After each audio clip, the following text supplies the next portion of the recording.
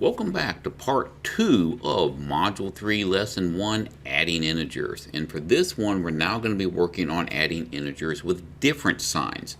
The instructions have once again given us a number line, and you can see for this one, they started at 0 again. The problem is a positive 5 plus a negative 3.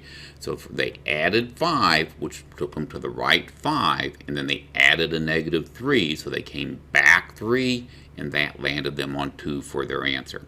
Now, that does work pretty good for their number line, but it's not real good for using actual big kid math. They also did it for us vertically. They started at 0. From 0, they took, and this is negative 7 plus 1, so they went down 7 for the negative 7, and then they added 1 to go back up 1 to get to the answer of a negative 6.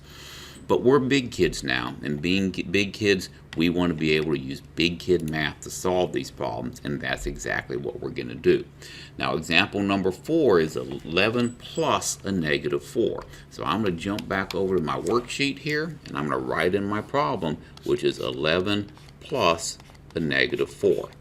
For this one, same first step. Make the ugly problem pretty.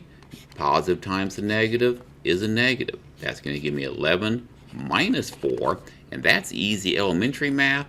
Answer to that is, of course, just going to be 7. Then you could take and jump back over to the problem and put in 7, and it's going to give you the correct answer. Now, what I want you to do is I want you to take a minute. Actually, let me look here and make sure they didn't stick any extras in here, because, yeah, they're just doing silly number line things here, and we're not going to be doing that. So instead, I want you to pause the recording, and I want you to do extra example number 4 on your own. Go ahead and do that right now.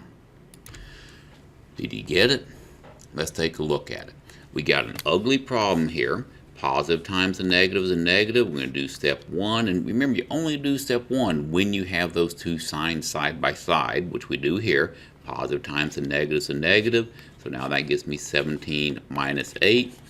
Simple math at that point. Answer is going to be 9. If you want to have happy sounds, you can come and type your 9 in here, hit check your answer, and boom, you get that same happy sound.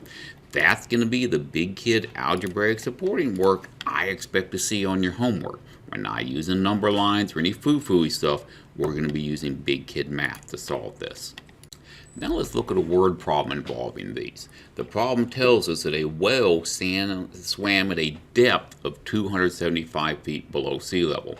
That's considered a negative number. Whenever you're going down, it's going to be negative. The surface of the ocean, after 10 minutes, it rose 194 feet. It's going up. That's going to be positive. And they even gave you a picture that showed your whale down there 275 feet below the surface, and then all of a sudden the whale decided he was going to go eat that boat up top, and it started going up 194 feet. Let's take and actually put that into big kid math here. So we're going to start off with the fact that we had a number that is 275 feet below. That's going to become our negative 275. We're going to add to that it rose. That's a positive 194 feet. From here, guess what? We're going to skip step 1 because there's no sign side by side. It is not an ugly problem. So we're going to go straight on to step 2, and then step 2 this time, we have signs are different, so we're going to find the difference. And you can see that. Let's highlight it here. If these signs are different, find the difference. So the difference between 194 and 275, that is going to be, let's see, 81. And then the step 3, sign in front of your larger number. 275 is a bigger number. It's negative. So your answer is going to be a negative 81. That's all there is to showing your work on these. Jump back over to what they did, and let's see, is it worth looking at? I don't know. But in the end, they'd end up getting the same answer we did. They're going to put all kind of funky absolute values in there and whatnot. Not worried about that. Use Mr. Reetz's rules. You're going to get the right answer. Now it's going to be your turn again. Go ahead and pause the video and work this problem on your own. How'd that go for you? So we've got a problem where we're starting off with some hikers that are on a trail that is 200 feet above the rim of a canyon. That's a positive 200. Then they hike 320 feet down the trail into the canyon. That's a negative 320 feet. And they want to know, what is the elevation going to be after they're done? Well, they're going to be below sea level, folks, so I hope there's not a lot of water down there. So we're going to take and start off with the original problem, which said they started at a positive 200, and then we're going to add to that a negative 320. First, we have an ugly problem at the beginning here, so we're going to use step 1, make the ugly problem pretty by multiplying the signs. That gives me a positive 200 minus 320. Next, I'm going to say signs are different. Find the difference. The difference of that is going to be 120, and the sign in front of your larger number goes in front of your answer, giving us a negative 120 for our final answer. Jump back over here, type in that negative 120, hit check, and the answer checks. It really is that simple. Now, when you have 3 or more integers, you're going to do it the same way. You're just going to take it in bite-sized pieces. And I think the textbook gave us a good example on this one. So what they did for starters is they took and they said negative 26 plus 74. That gave them the positive 48 that you see right here. Now, what they're not going to do is what I would do. I would make the ugly problem pretty. I'd multiply my signs. Positive times a negative is a negative. I expect to see you do that on your paper. If you don't multiply the signs, I'm not going to give you credit. So your next line would say 48 minus 14. And when you do 48 minus 14, 34 would be your final answer. Just break it down into bite-sized pieces, working it from left to right, and you're going to be good to go. Now you go ahead and pause the video and work that problem on your own. How did it go for you? Now, as I said, I'm going to start off by making that ugly problem pretty. So I'm going to multiply these two signs right here. A positive times a negative is going to give me a negative. So now I have 33 minus 12 plus 55. Next thing I'm going to do, I'm going to focus on these two. 33 minus 12 is 21, and the plus 55 is going to come down. From there, I'm going to add those two numbers together, which is going to give me 76, a positive 76 for my final answer. We're going to jump over here. We're going to type in our positive 76 to check it, and Mr. Reed's got the right answer again. Nothing to do in these. You just got to take and break them down into bite-sized pieces to make sure you're doing them correct. Now we got another example of adding 3 or more integers, but this one involves a word problem. Take a moment to read this, and then we'll get started working on it. So we have one of the things here that Mr. Reach absolutely detests. Roller coasters. Can't do them. Scare the poo out of me. So roller coaster starts at 43 feet right here. Positive 43.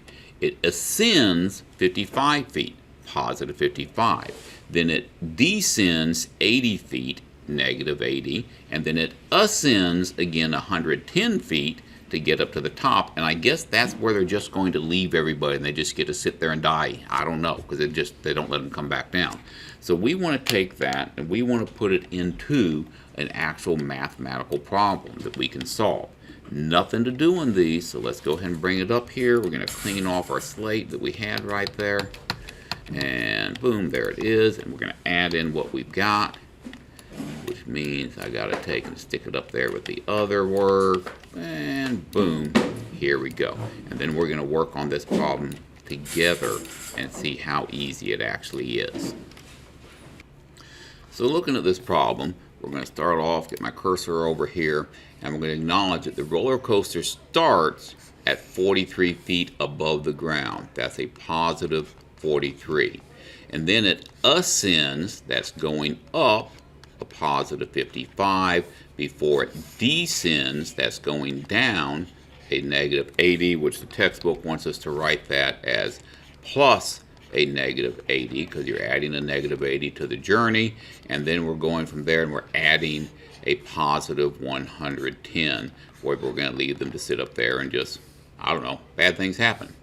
First thing I do on these, I make my ugly problem pretty. A positive times a negative is a negative, so now I can rewrite that as a 43 plus a 55 minus an 80 plus a 110.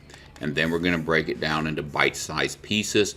I'm going to say that 43 plus 55, that's going to become a 98. 98 minus 80 plus 110. Now notice I'm bringing everything else down. You need to do that as well. So we're going to take 98 minus 80. That's going to end up giving me 18 plus 110. And when you add that up, we're going to get 128 for our final answer. Now let's see what happens if we jump back over to the textbook. Do they give us anything I care about, or do they just make it horrible and ugly? So let's see. They ended up doing, zoom out just a little bit. They did make they rearranged it, which kind of makes sense. We're not going to ask you to do that. And then from there, they did make their ugly problem pretty somewhere. Nope, they didn't. They carried that sucker all the way through and ended up getting the same number we got, which is going to be, what, 128? 128. What they did is perfectly good. It's called using the commutative and associative properties. That's going to allow you to get numbers that are easier to work with. So the numbers they were going for, they wanted to stick their 43 and 55 together and then add the 110 to that and then do the subtraction all the way at the end after they did all the addition. It works. It's not for me, but it works. Either way, it's perfectly good though. All right, you're on the last problem, which is extra example number 7. Go ahead and pause the video and work this one on your own so we can see what kind of answer we're going to get.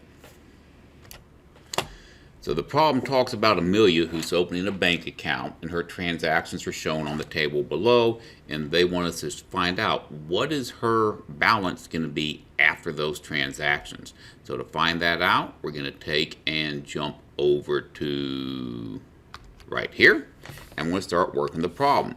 We have a positive, a negative, a positive, and a negative. So she adds 126, and then she adds a negative 60. Whoops, didn't do that 60 quite right. And then she adds 33, and then she adds a negative 38. We're going to make that ugly problem pretty. 126, positive times a negative, minus 66, plus a 33, positive times a negative, is going to give me a minus 38. From there, 126 minus 66 is going to be 60. We'll add 33 to it. We'll subtract 38 from it. This is showing your work. 60 plus 33 is 93. We're going to add or subtract 38 from that, which is going to give me, let's see, 60, I believe a positive $55 is what that final answer is going to be. Let's check it. So we're going to come right here, type in 55 and check it. Uh-oh, I did something wrong. Where did I lose it at? So that part's right. That part's right. So 93 minus 30, 63. 63 minus 5 is going to be 55. Do I have my numbers right? 126, 60, 33, and 38. That should be right. What did they say it is? Let's look at it again. They said it's going to be 61. Let me look at that again. 120 minus, that's going to be 60. That's going to be 93 minus 38.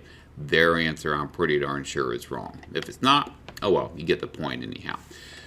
That's all we have for the lesson. Get started on your homework. Bring me your questions tomorrow so we can work on them.